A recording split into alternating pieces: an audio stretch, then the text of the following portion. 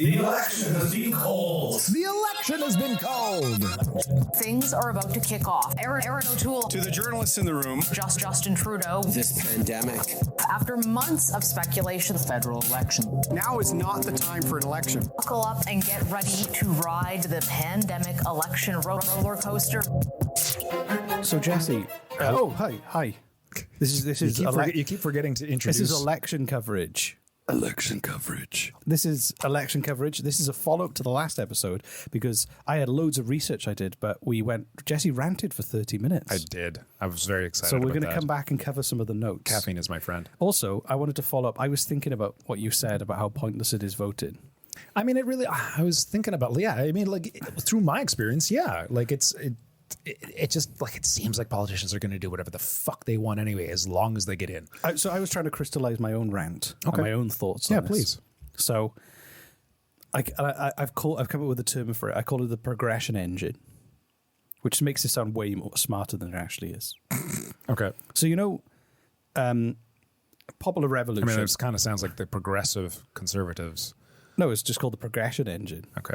The reason they put progressive conservatives, which is actually I'd like to have been called the aggressive conservatives. I think that'd be a lot funnier. Yeah. Which in his name, the progressive conservatives makes me laugh because they want to progress and they want to conserve. So they're pulling each other apart. They're going to snap in the middle. Anyway, so popular revolutions are like a crash diet. You think Sorry, say that again? Popular revolutions. So say the government, they go and they burn all the tanks and they overthrow the government, and then some new leader, like a general or some kind of protest leader, becomes the new president. Immediate, massive social change. Okay. But within a few generations of those revolutions, people in power get cozy, and the system goes back to where it was, where there's a lot of self-interest. You look at a lot of popular revolutions where... I don't look at a lot of popular revolutions. This is going to be a utopia. We're going to change everything. And then you get a generation later, and those people who were young, dashing kind of leaders of revolution are now middle-aged and old and out of touch with the youth. And it's just the thing that happens where... you have that big crash diet and you get lots of people being overthrown. And it's kind of like, the way it is, it's kind of like a crash diet where you make sudden, people who go on crash diet, as someone who's crash dieted multiple times, you go on a crash diet. You've crash dieted? Once or twice. What is a crash diet? Where suddenly you just go, right, I'm changing everything right now. Oh, and then you always crash back because it's unsustainable. You go, I'm not going to eat anything for 3 weeks. I'm just going to drink water and I'm just going to lick an apple for 3 weeks. So that's like I have an example that happened to me exactly like that, but like kind of exactly like that. I feel like I have a little more willpower. Like 2 months ago, I was like, all right, fuck it. I'm too unhealthy. This has been a shit winter. And I'm like, I know everything that I need to do. Yeah. I just need to pull the trigger. So I'm like, all right, fuck it. I'm doing it all. I'm doing it all. And I stopped drinking. I quit sugar. I started intermittent fasting. And I went on the ketogenic diet all at once. And in 2 months, I lost 23 pounds. But I felt great. And then my friend had a small get together and she was like, Jesse, there's going to be pizza and there's going to be brownies and there's going to be cheesecake and there's going to be lemon tarts and there's going to be cookies. And I showed up and I just went nuts. I ate everything. And then the next day I sat down and got a jumbo box of Lucky Charms and poured it into a mixing bowl and just ate that after eating a cheeseburger Domino pizza. And it was the greatest fucking weekend. And then, but like, you know what? That's it. I'm done. And I'm back on the keto diet now. And I feel like, okay, you know what? If I could do that every 2 months. You know what I mean? Like, it's kind of extreme sudden change can shock the system and can make a lot of people uncomfortable. The idea of a big revolution where everything changes, government is swept out, they restructure how government is made, that can cause a lot of the backlash of that in people's lives can be quite dramatic. It can cause, in some cases you have revolutions and agriculture is reformed and it causes mass starvation because they make big decisions about how they're going to reform society, and it can be messy sometimes. Sure. But whereas kind of democracy like we live in is much more like if you're dieting, but you gradually change things in your life in a way that is changing your behavior and your habit over time, so it becomes much more sustainable. So you go, right, I'm going to walk every day. And I'm going to try and walk every day. Oh, slow growth is the way to success. Exactly. So that's long term. So I kind of like think that Whereas revolutions are sometimes warranted, like overthrowing a horrible dictator or something. Sure. In our society, you imagine if somebody overthrew the whole system of government in Canada, it would cause a lot of chaos for years. Yes. I agree. Without a doubt. Yeah. Without for a doubt. sure, yeah. Maybe Canada would break apart into different smaller countries. Right. People would see it as, like, maybe Quebec would see it as an opportunity to go, well, we don't know about this, we're just going to do our own thing, thank you very much. Maybe the West would do the same thing. So whereas with democracy, what you have is this constant, if people are engaged with, and this is not me saying this system is perfect, this is me saying that if the democratic model we've got, people are engaged, they're listening to the issues. Are they, though? No, but this is if. Oh, this is okay. the reason people need to vote is that what you have is a constant turnover of moving forward. You look at how society has moved forward over the last 100 years, 1,000 years in terms of moving towards equality and kind of acceptance and participation in everything. So if people participate and they vote in good candidates, over time, you have this long, gradual change where the old way of doing things is gradually eroded by new ideas and new people. And you have to participate and you have to have good candidates and you have to hold bad candidates. You have to hold their feet over the fire every election and you have to drive that. And what you'll have is that gradual change and move forward. Society will keep moving forward. It won't be that immediate fix everything thing, but over time you will grind your way forward. Yeah. But everyone has to participate. Yeah. Everyone, and you have to field good candidates and try and promote it so that you have people who give a shit. And when those candidates inevitably get bogged down by self-interest, which will happen, you think when you're 20, if you're idealistic, by the time you get to 60 and you've maybe been around power or in power, you can be a very different person. As long as you're able to kick those people out and replace them with new people or make them feel like they have to work for their jobs. Rhys, the problem with this ideology is that it will never fucking happen. Okay, But it does happen sometimes in history. There are there are moments in democracies where and not only that, but just to interject, hypothetically, let's say that does happen. And what you're saying is you're getting everyone involved in the voting process, not just voting, but getting involved in politics. And you're getting ideological candidates who are coming in who are bright-eyed, bushy-tailed, and want to make a difference. If the system that is currently in place doesn't change, then everyone will revert to how the system is broken, and the system is geared towards corruption. It's geared towards an old way of doing things that doesn't fucking work anymore. Okay, and it's just like if the system doesn't change, then these new people can come in. But if the system doesn't change, then they'll just get sucked into the system itself. But there's one thing that can happen, that everyone turns out to vote, because at the moment, there's a sizable chunk of people, more people don't vote than who vote for the person who wins. Of course, yeah. So the one way to hack the system is to use it as it's supposed to be used. But it's broken. It's not broken. The only reason it's broken is because people aren't participating. No, that's not why it's broken. If everyone turned out, they would instantly think about it. There is a party, hypothetically, that could exist that nobody votes for. What is the name of, is it bipartisan voting where everyone's vote counts instead of every county's vote counts? Like, what is the name? Is that what it's called? It's just how they count the votes. So it's not first past the post. It's basically they tally up second choices and third choices so that you go, I definitely want that person. If he can't win, then maybe this one.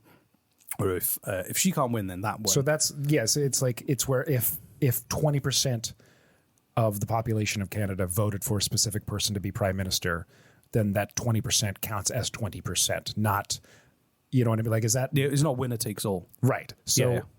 that was going to be implemented if Justin Trudeau had gotten elected, is what he promised. He was going to implement that. And then he got elected, and you know what he didn't do? That. He did not do that. Why? Because he doesn't want that. It's not because he realized that if he got that, he would be bumped out the next election. But the only way to make that happen is for everyone to turn out and to vote for a party that will do it because they'll benefit from it. Okay, so we have nothing in place in our current system that will, if a party promises something and they don't at least attempt their promises, there's nothing other than we might not get elected that holds their feet to the fire right now. Nothing. It's all promises, and we just hope they do it. That's it. There's that's it. No consequences to them not doing. It doesn't have to be like that. If people were more choicey with their votes, if they were like, no, I don't want to. It doesn't matter. There's nothing in place saying that like there's no consequences to a party not doing what they said they're going to do. Nothing. There's nothing. Like we just hope they will. We just hope they will do what they say they're going to do. They just get kicked out. Yeah, but You the can't next vote party them does out. the same thing. The next party does whatever the fuck they want. But- and so on and so on. And so they just get replaced by more people promising false promises. Do you know why? And then Do you know doing why whatever though? the fuck they want to do. And if they don't do what their promises, they get kicked out. And the next party comes in with their false promises and they do whatever the fuck they want to do. This has been happening for fucking decades. But they get away with it because people choose not to participate with the system. They get away with it because people are like, "There's no point in voting. What difference does it make?" So what they feed off that because they're like, "Well, Okay, I Rhys, can hold on. literally do anything I want." Tell me what would happen if 100% of Canada voted for parties that still did whatever the fuck they wanted once they got in and didn't do anything they What you'd promised. have How would that change What you anything? would have though is a huge. The people who do vote are quite tribal or tend. You know, there's a lot. The parties have a mass of people who will always vote for them, and then there's a bunch of swing voters Yeah. or people who don't vote, but you want them to come out to vote specifically for you, which happens. So in the US, it's not usually a swing to the left or the right; it's who turns up to vote that day. Okay, yeah. So you look at the system from the point of view of if 100% of people voted, then that's a hell of a lot of swing voters. You're talking maybe 40% of the vote being swing voters who've never voted for another party before.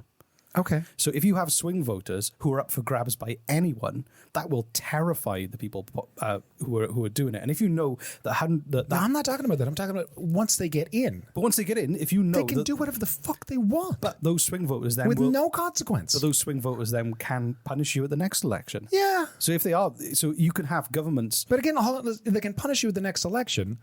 But like this happens. Oh, I see what you're saying. Okay, right. Yeah.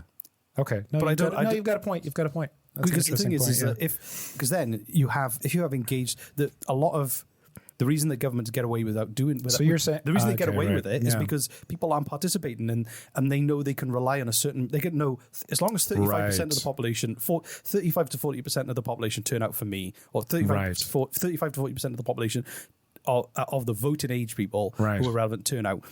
But that's okay, how it works. I see what you're saying. Okay. No, that's interesting. So don't forget though, that's 35 to 40% of probably about 60% of the people who can vote.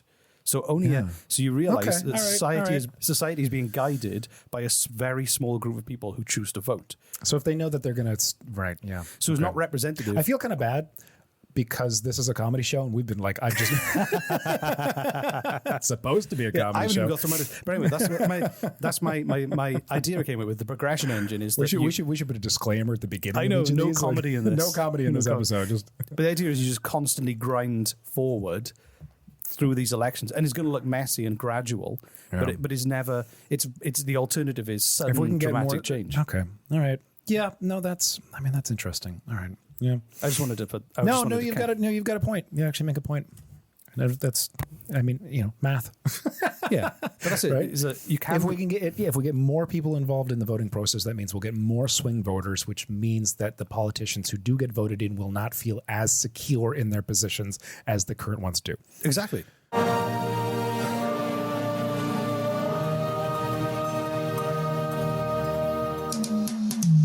Hello, I'm Chris Locke. I'm James Hartnett, And I'm Michael Balazzo. and we're the hosts of comedy podcast Evil Men. It's a podcast where comedians, us, joke around about different bad guys, rude dudes, and sometimes murderers. Yeah, we might talk about a horrible person like Jeffrey Dahmer. A depraved maniac from ancient Rome like Caligula. Or even sometimes a mean cartoon character like Gargamel. Because the things he did to the Smurfs were just awful. Yeah, we talk about all these things, but most of the time we're joking, you understand? Or comedians who were foolish by nature. Catch us on the Sonar Network and download us wherever you get your podcasts.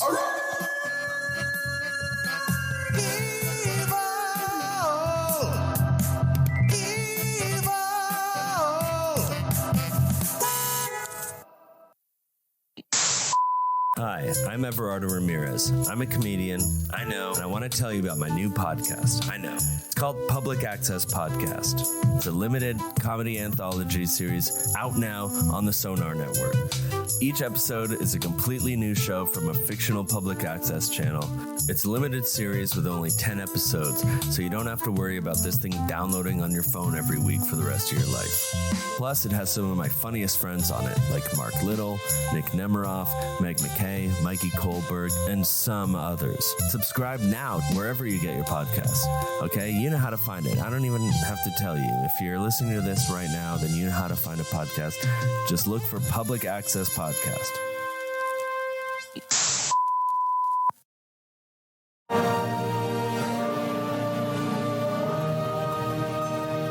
So what you've got to do is, people complain. The reason they don't listen is because they don't feel like they have to.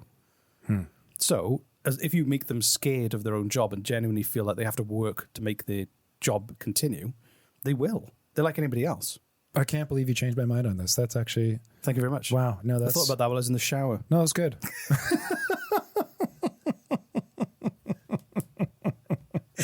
I can't believe... I like that you think about me while you're in the shower, Rhys. I think about you not voting while I'm in the shower. Yeah, whatever does it for you, man.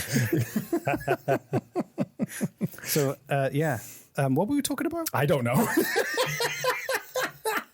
Well, that was it. I had some of the I had some facts about elections, but this is more fun. Yeah. Well, do you want to call this episode? We started this episode because I ranted too much in the last episode, and you wanted to talk about what you had planned for the last episode in this episode. In this episode, I ended up just ranting again for 25, 30 minutes. I counter-ranted, and you did, and we had a breakthrough moment. We did have a breakthrough moment. So do you want to end this episode and then talk about what you had planned to talk about in the next episode? Yeah, I think the other stuff's fine. It was just Prince Edward. Let's do it. Let's do it. Prince Edward Island tends to have the highest turnout rates in the country in both provincial and federal elections. Let's do the next episode. So we'll give it more content. We'll just do it. I can probably just shoehorn in this at the end. The lowest just turnout of any because it's going to be a long episode. Alberta's got the lowest turnout. Alberta? Yeah. Really? Mm-hmm. Even lower than none of it. That's surprising. What? Yeah. No. Oh, no, sorry. The turnout is even lower in none of it. 39%. Often lower in none of it so than that's BC. So think about none of it is... I mean, none of it's really tiny, man. Like, yeah, but think like... population-wise. Okay, well, take Alberta. So 52% of people turned out to vote in 2011. 52%? 52% of people... That's pretty fucking good. That's really low. I thought it was like 35 in Canada. Prince Edward Island, 74% of people turn out.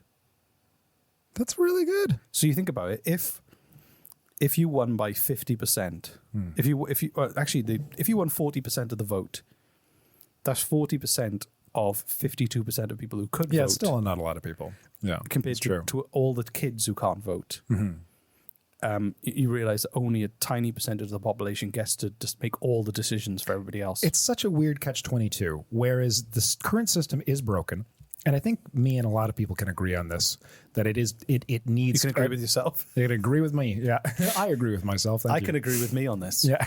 And do you know who else agrees? Me. The system is broken, which is why a lot of people aren't voting. Because, like, why do I want to be involved in a system that is clearly broken? I don't think it's broken. It's just not... People don't use it. People aren't using it the way it's supposed to be used. Yeah, well, and this is where the catch-22 is the way you're talking about it, which I now agree with, is... in order to fix the broken system, they have to be involved in the system. They have to. Yeah. So which is really like, why should I vote in a system that is broken and clearly not working or benefiting very many people at all? But if I do vote and everyone I fucking know votes, that will allow us to then fix the system that I don't want to be involved in because it's currently broken. And when inevitably those people you vote in who you want to change things become bogged down by self-interest, because this is inevitable. You get power. Yes. Yep. People come to you within a few years. You'd have to be very, very few people would be able to avoid that and stay the course on their beliefs and make those decisions and things. Yeah. So then that's the great thing about democracy is you just change them, and you constantly have this new drive of people coming in. That's the whole point. Is that there's no permanence. You don't have to be satisfied with the leadership you've got.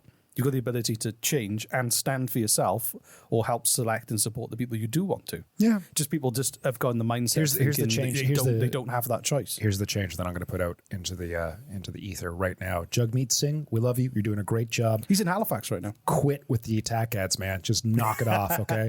Fucking stop with the attack. Like, seriously, it's childish. Don't do it anymore. You can stand on your own 2 feet with what you believe in. That's great. knock off the attack ads, man. Nobody wants them.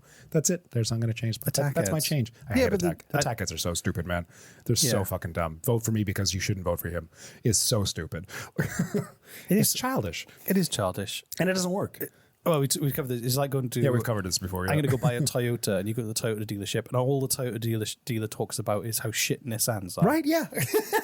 Yeah, but what about this car? No, yeah. It's not Nissan. Look at that. Look how crap. Look at that. Look at the colour choice. Oh, they're rubbish. Who would want to drive in a car that colour?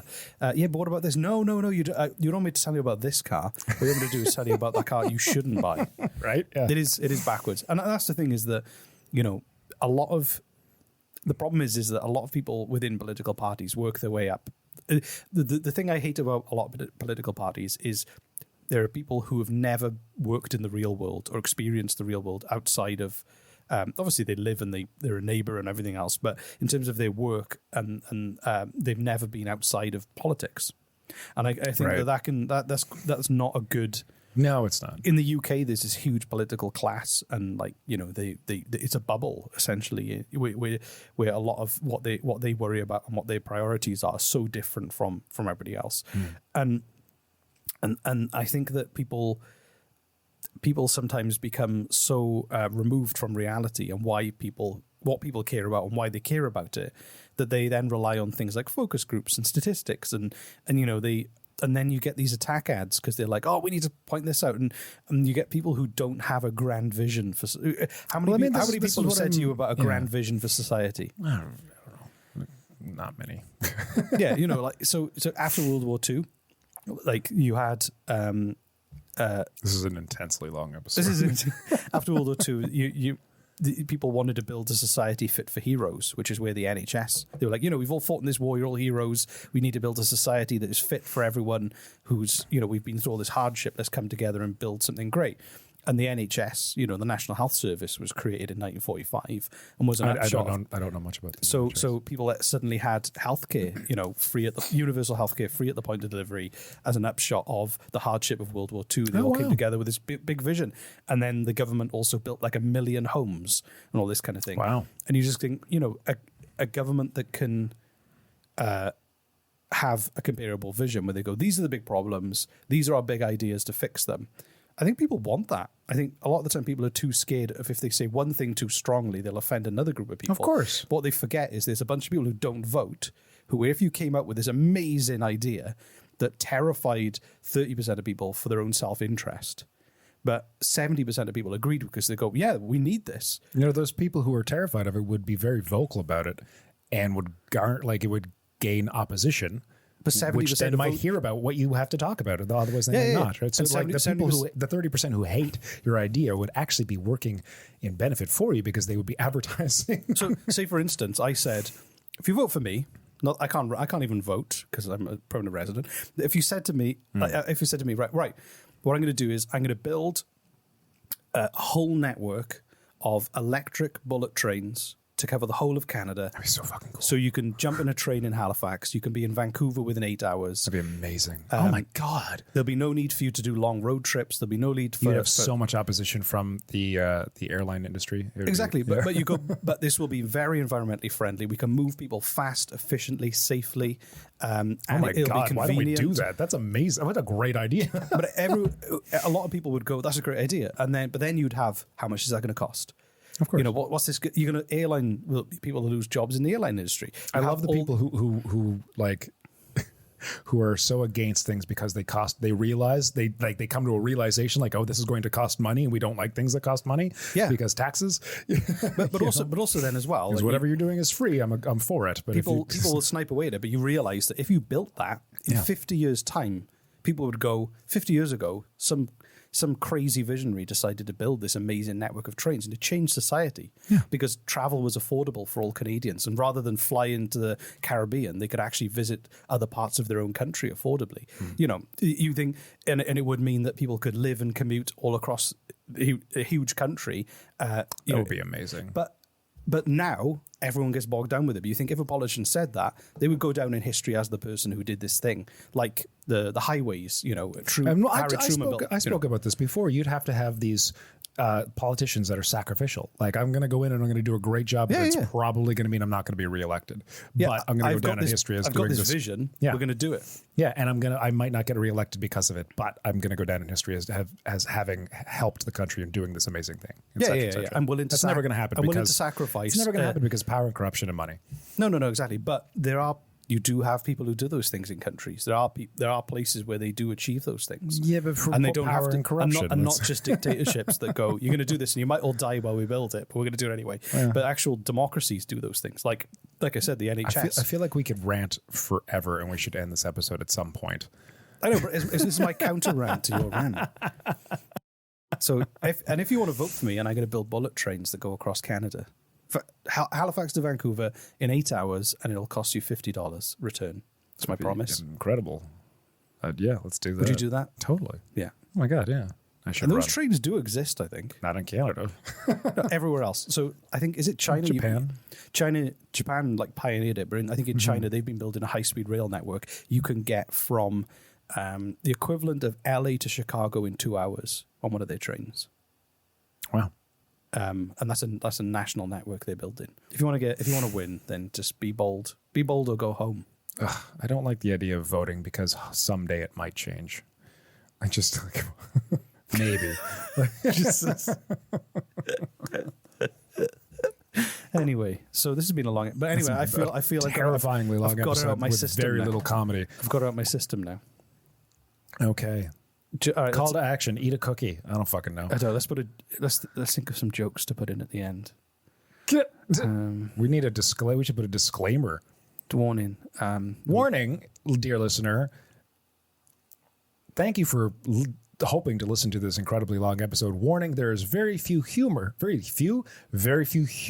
joking things during the course of this particular episode, and more Jesse and Rhys ranting incessantly about Canadian politics for a very, very long time. You have been warned. Thanks. And on with the show. Yeah. I'm tired now. Yeah, Rhys is tired, and I can see him. He's getting tired. I can see it in his eyes. He's got sleepy eye. Sleepy, yeah. Thanks so much if you've made it without the end of this insane episode. We really appreciate it. I hope you're going to vote now if you weren't going to vote. Oh, my God. I still I'm on We the need fence. swing voters to reach out to us as I'm well. a swing voter because Rhys made a really good point that I can't really fight logically, but emotionally, I'm still like, I don't know. Jesse I guess I'm will. a swing voter now. It Yeah. makes me sound so dirty. In Spain, they have a thing called the blank vote, which is like essentially you can choose to vote for no one. You can say, I don't want to vote for A, B, or C. I want to vote for D, which is just an expression of displeasure. Yeah. And often the non-vote will win over the other person still wins. Oh, wow. But often it'll say, hey, everyone's shit. And that number of votes will often beat other candidates. And how much do the politicians give a shit about that? They don't. I love it, though. I think it's great. That is funny. Yeah. Anyway, bye. Bye. The election has been called. The election has been called. Things are about to kick off. Aaron O'Toole. To the journalists in the room, Justin Trudeau. This pandemic. After months of speculation, Federal election. now is not the time for an election. buckle up and get ready to ride the pandemic election roller coaster.